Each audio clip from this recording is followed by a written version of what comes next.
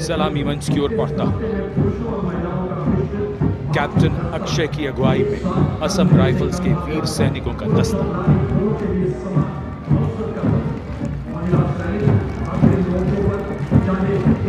इन्हें पूर्वोत्तर के प्रहरी कहा जाता है।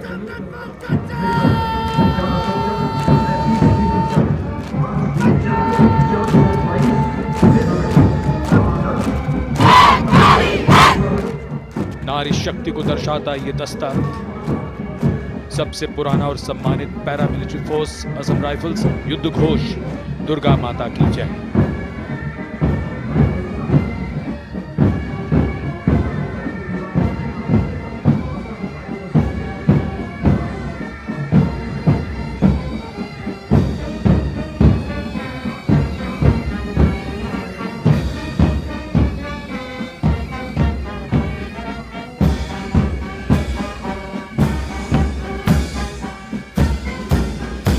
असम राइफल्स के सिपाही देश की हमने शान बढ़ाई।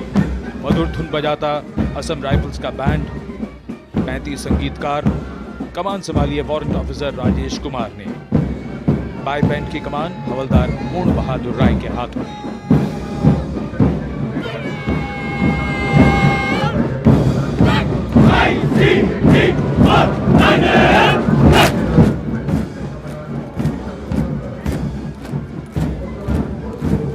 भारतीय तटरक्षकों का दस्ता।